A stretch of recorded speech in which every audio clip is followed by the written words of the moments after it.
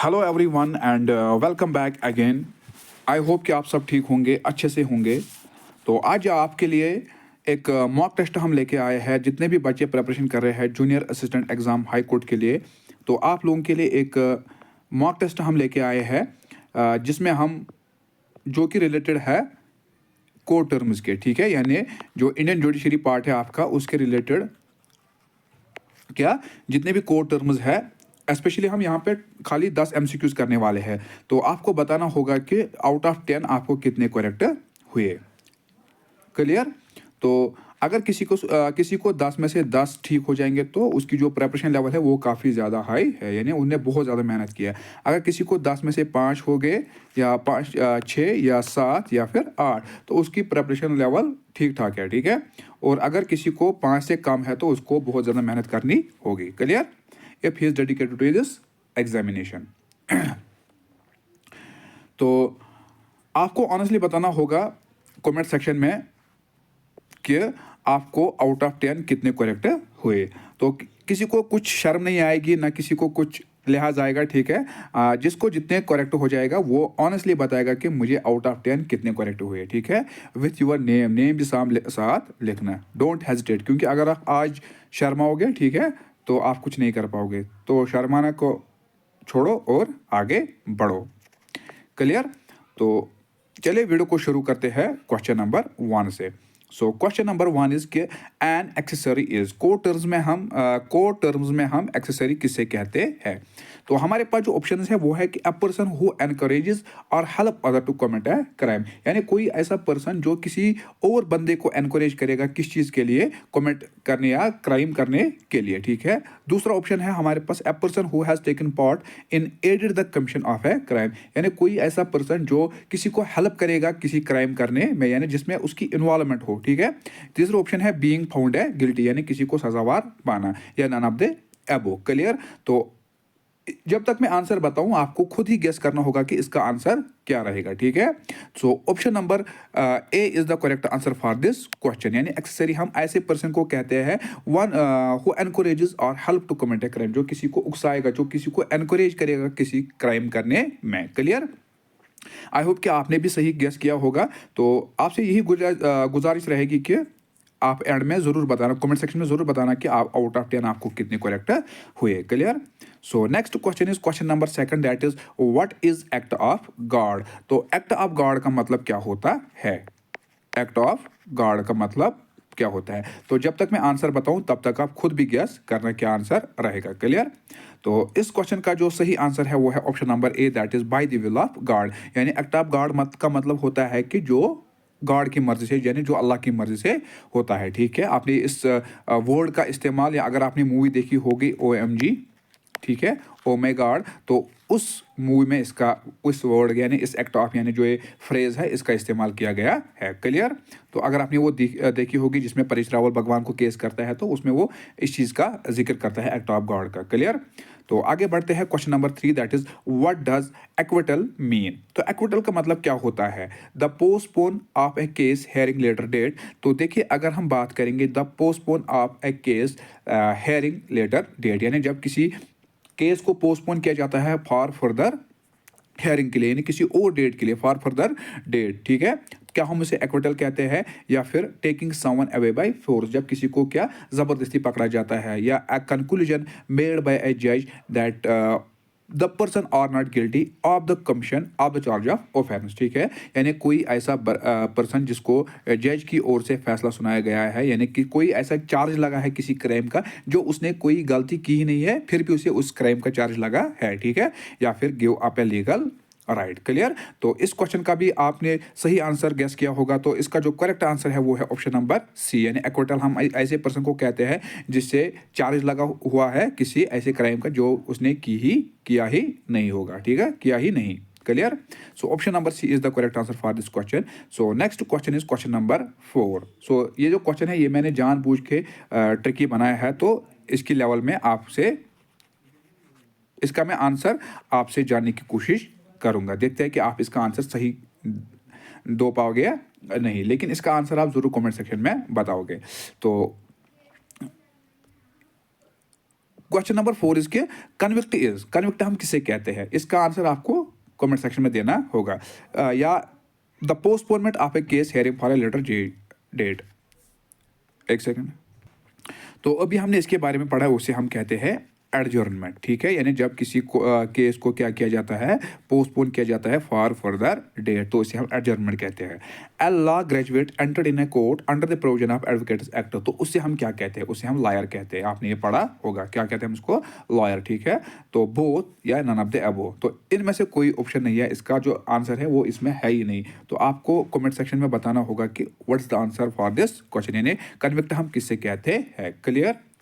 So question number 5 is what does appellant mean. Appellant का मतलब क्या होता है, the acceptance of documents fact और statement by a party before the court, ठीक है, या फिर it's a voluntarily act of burning a property और setting a property into a fire, या a person who files an appeal applies to higher court for reconsideration of the decision, ठीक है। तो या made by a law court या all of the above, ठीक है।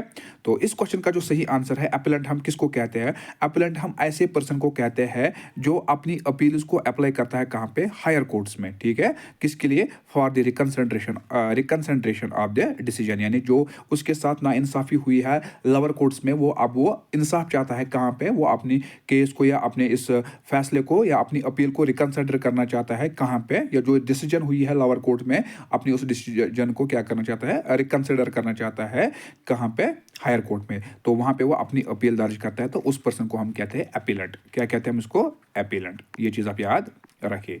तो इसके बारे में हमने डिस्कस किया है, तो मुझे पता है कि आप इसका आंसर दो पाओगे। फिर आता है एरसन। एरसन का मतलब क्या होता है, एरसन का मतलब होता है कि by the will of God या the room where the proceedings are held, ठीक है।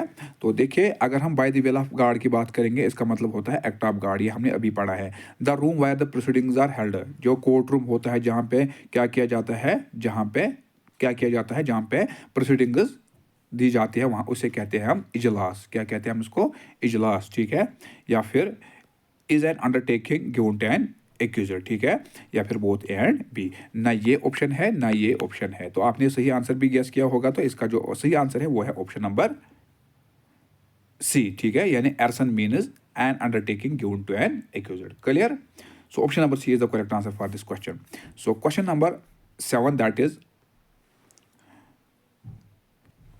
सरिश्ता इज, ठीक है।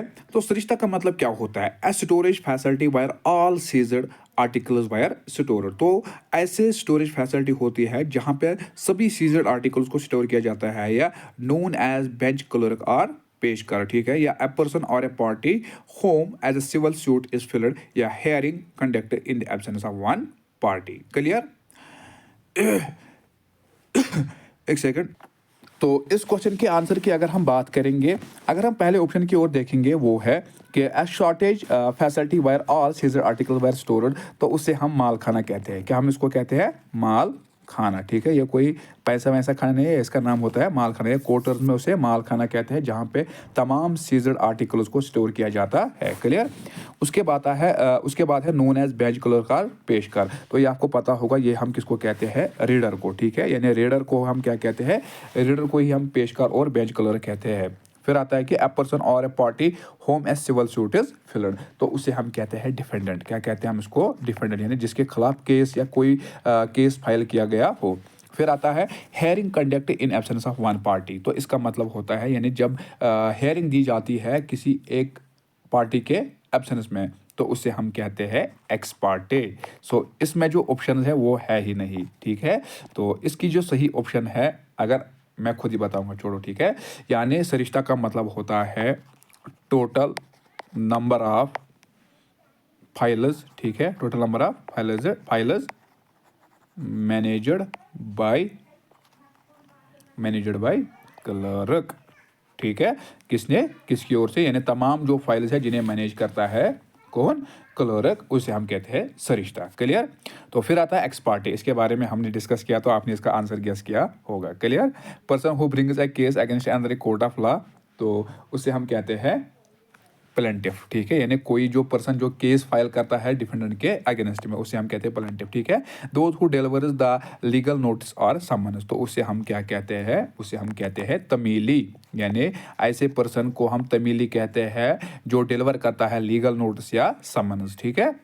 तो फिर है total number of files managed by clerk, तो ये हमने ऑप्शन यहाँ पे रखा था। तो मैं कंफ्यूज कर रहा हूँ आपको, मैं ये जानबूझ के यहाँ पे मैं जो जानबूझ के यहाँ पे ऑप्शन रख रहा हूँ किसी दूसरे क्वेश्चन में, क्योंकि मुझे पता चलेगा कि आपकी जो नॉलेज है वो किस हद तक ठीक है, यानी आपकी जो प्रिपरेशन लेवल है वो किस हद तक ठीक है, ठीक है।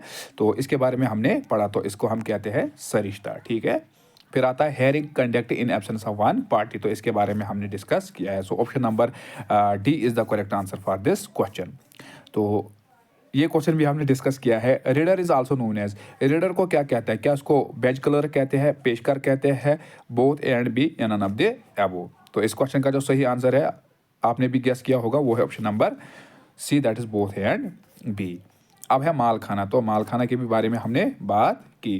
तो माल खाना की भी ऑनेस्टली बताना कि जो मैंने डिस्कस किया है उनके बारे में आपको आंसर मालूम था या नहीं, ठीक है। तो माल खाना क्या होता है, यानी a storage facility where all seized items are stored, clear. So option number D is the correct, C is the correct answer for this question. सो अब आपको ऑनेस्टली बताना होगा कि आउट ऑफ 10 आपको कितने करेक्ट हुए, क्लियर, आपको कितने करेक्ट हुए। तो बी ऑनेस्ट, ये चीज़ ये बात इस बात पे आप मत शर्माना कि मेरे को 10 में से 2 ठीक हुए, 10 में से 5 ठीक हुए, 10 में से 6 ठीक हुए। तो आपको ऑनेस्टली बताना होगा, तो उससे पता चलेगा कि आपकी जो प्रिपरेशन लेवल है वो किस हद तक ठीक है, विथ योर नेम, क्लियर। तो नाम के साथ आप लिखना, क्लियर। तो चलिए दीजिए इजाज़त और मुझे अपने दुआ में याद रखिए, मिलते हैं इंशाल्लाह नेक्स्ट वीडियो में, तब तक के लिए अल्लाह हाफ़िज़।